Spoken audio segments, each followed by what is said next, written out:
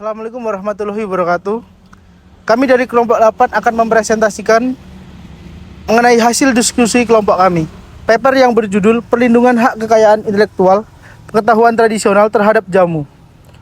Kemajuan iptek serta arus globalisasi yang semakin hari semakin besar berakibat pada kehidupan bernegara yang tidak ada batasnya. Informasi ini sangat mudah didapatkan dan juga cepat menyebar di berbagai belahan dunia, tidak hanya di negara itu sendiri.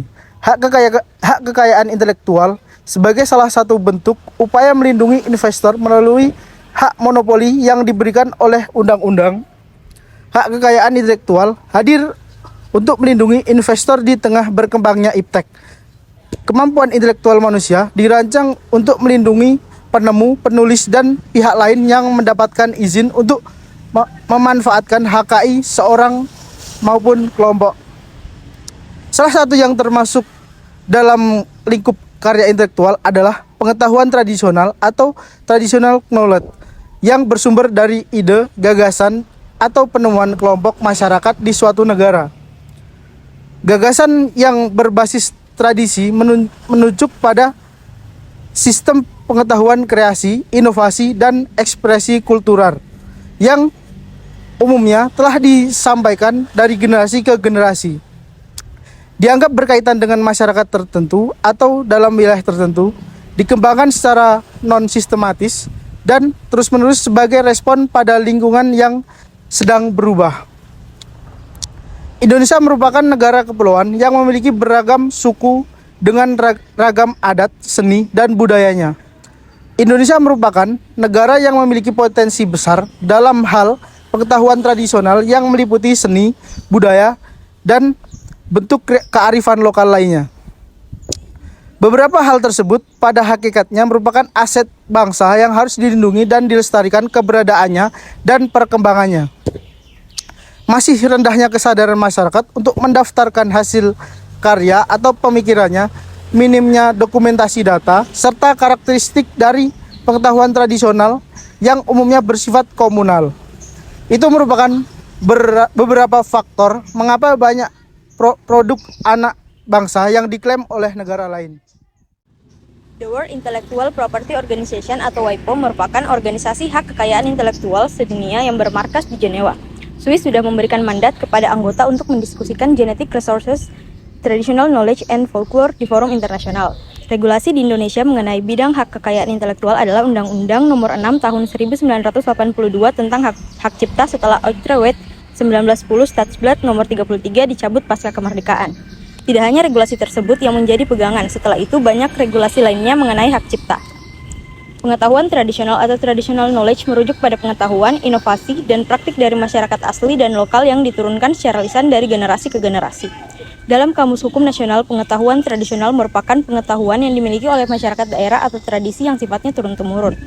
Secara komersial, pengetahuan tradisional ditunjukkan untuk kepentingan ekonomi nasional, khususnya untuk kesejahteraan masyarakat adat selaku pemilik pengetahuan tradisional tersebut. Tanpa adanya peraturan perlindungan mengenai pengetahuan tradisional yang memadai, pelanggaran hukum akan terus terjadi. Adapun karakteristik pada masyarakat tradisional diantaranya, yang pertama, orientasi terhadap nilai kepercayaan, kebiasaan, dan hukum alam tercermin dalam pola pikirnya. Yang kedua, kegiatan ekonomi masyarakat bertumbuh pada sektor agraris. Yang ketiga, fasilitas pendidikan dan tingkat pendidikan rendah. Yang keempat, cenderung tergolong dalam masyarakat agraris dan pada kehidupannya tergantung pada alam sekitar. Yang kelima, ikatan kekeluargaan dan solidaritas masih kuat. Yang keenam, pola hubungan sosial berdasar kekeluargaan, akrab, dan saling mengenal. Yang ketujuh, kepadatan penduduk rata-rata per kilometer masih kecil. Yang kedelapan, pemimpin cenderung ditentukan oleh kualitas pribadi individu. Ciri-ciri masyarakat tradisional ada 5. Yang pertama, jumlah anggota masyarakat sedikit. Yang kedua, masyarakat bersifat homogen atau serba sama. Yang ketiga, masyarakat cenderung tertutup. 4. Mobilitas atau pergerakan rendah. Yang kelima, bersifat agamis. Pasal 18B ayat 2 dan Pasal 28I ayat 3 Undang-Undang Dasar 1945, maka secara implisit pengetahuan tradisional yang merupakan hak tradisional dan identitas budaya masyarakat asli diakui sebagai hak konstitusional. Perlindungan pengetahuan tradisional di Indonesia diatur dalam UU Hak Cipta, UU Paten, dan UU Pemajuan Kebudayaan. Namun, perlindungan pengetahuan tradisional di Indonesia belum optimal, karena belum memberikan perlindungan yang memadai terhadap pengetahuan tradisional. Pengetahuan tradisional memiliki nilai ekonomi bagi negara dan merupakan salah satu sumber daya yang diandalkan orang-orang menengah ke bawah. Upaya pemerintah dalam memberikan dukungan atas keberadaan dan pengembangan pengetahuan tradisional masih belum optimal. Perundang-undangan HKI yang sekarang ada masih sangat dominan dengan konsep negara-negara maju. Karena sebagai anggota WTO, Indonesia harus tunduk dan melaksanakan perjanjian TRIPS, termasuk dengan menyesuaikan peraturan perundang-undangan HKI sesuai kesepakatan TRIPS. Terlepas dari hal tersebut, pemerintah Indonesia perlu mengupayakan perlindungan bagi HKI di Indonesia, khususnya bagi pengetahuan tradisional yang dirugikan dengan penerapan konsep HKI dari negara-negara maju. Jamu merupakan obat-obat tradisional asli Indonesia yang banyak ditemukan di Pulau Jawa. Jamu sendiri berasal dari dua kata, yaitu jampi, yang artinya penyembuhan dengan menggunakan ramuan obat-obatan, doa-doa atau aji-aji, dan usodo yang artinya kesehatan. Sedangkan menurut KBBI, jamu adalah obat yang dibuat dari akar-akar, daun-daunan, dan sebagainya.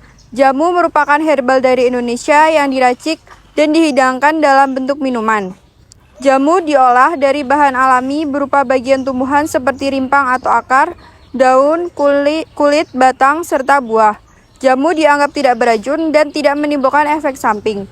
Jamu merupakan racikan tradisional yang sudah dikenal sejak zaman nenek moyang. Racikan yang umurnya sudah puluhan tahun dan terus digunakan secara turun-temurun hingga saat ini.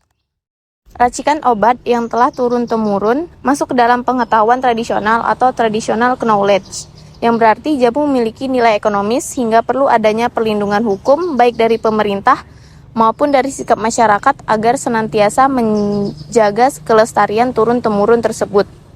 Bahkan tanpa kita sadari, tumbuhan yang menjadi dasar dalam pembuatan jamu sebagian besar telah diambil dan diteliti kemudian dipatenkan oleh beberapa negara maju. Pengusaha-pengusaha Jepang telah mematenkan mengenai pengetahuan pengobatan tradisional Indonesia, khususnya masyarakat Jawa. Telah tercatat sekitar 39 pendaftaran paten yang telah diterbitkan sertifikatnya oleh JPO.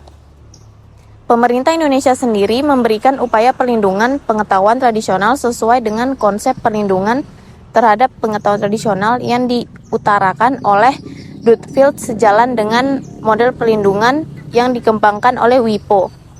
Secara umum, WIPO menjelaskan dua model perlindungan, yaitu pertama, defensive protection, merujuk pada usaha yang bertujuan untuk mencegah pemberian HKI atas pengetahuan tradisional oleh pihak lain tanpa sepengetahuan dan izin pemilik pengetahuan tradisional itu sendiri.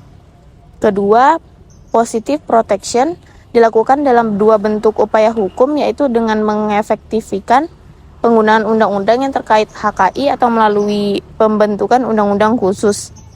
Indonesia sendiri telah menyusun peraturan perundang-undangan terhadap pengetahuan tradisional dan folklore.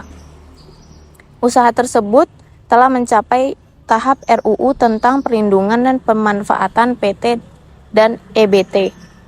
Ruang lingkup dalam RUU tersebut yaitu pengetahuan tradisional dan ekspresi budaya tradisional.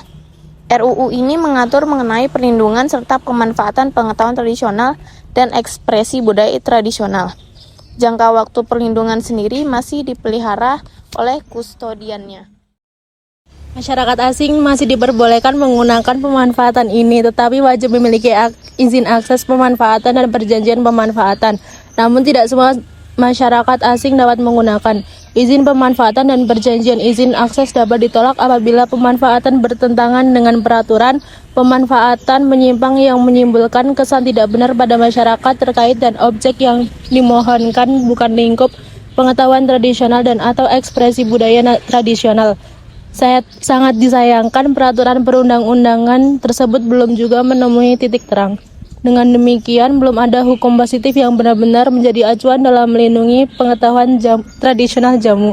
Masyarakat adat perlu paham akan adanya perlindungan pengetahuan tradisional pada jamu yang telah turun-temurun diajarkan oleh nenek moyang, sehingga tidak ada celah bagi pihak lain untuk melakukan pemanfaatan tanpa izin. Perlindungan hukum secara preventif terhadap pengetahuan tradisional jamu ini perlu dilakukan karena banyak produksi jamu yang telah dilakukan penjualan ke berbagai pulau di Indonesia, bahkan hingga ke mancanegara. Hal tersebut dapat mencegah adanya praktek curang oleh pihak lain jika hukum preventif bekerja dengan baik. Hukum represif bertujuan untuk menyelesaikan terjadinya sengketa yang penanganannya dapat dilakukan di lembaga pengadilan. Pemanfaatan tanpa izin akses, sengketa dapat diselesaikan dengan cara penyelesaian sengketa baik di dalam pengadilan maupun di luar pengadilan. Kusodian pengetahuan tradisional dapat mengajukan gugatan terhadap pihak lain dengan cara gugatan ganti rugi dan atau penghentian semua perbuatan yang berkaitan dengan pemanfaatan tersebut. Gugatan dilayangkan di pengadilan negeri setempat. Penyelesaian di luar pengadilan biasanya dilakukan melalui arbitrase atau alternatif penyelesaian sengketa. Mungkin cukup sekian presentasi dari kelompok 8. Kurang lebihnya mohon maaf. Wassalamualaikum warahmatullahi wabarakatuh.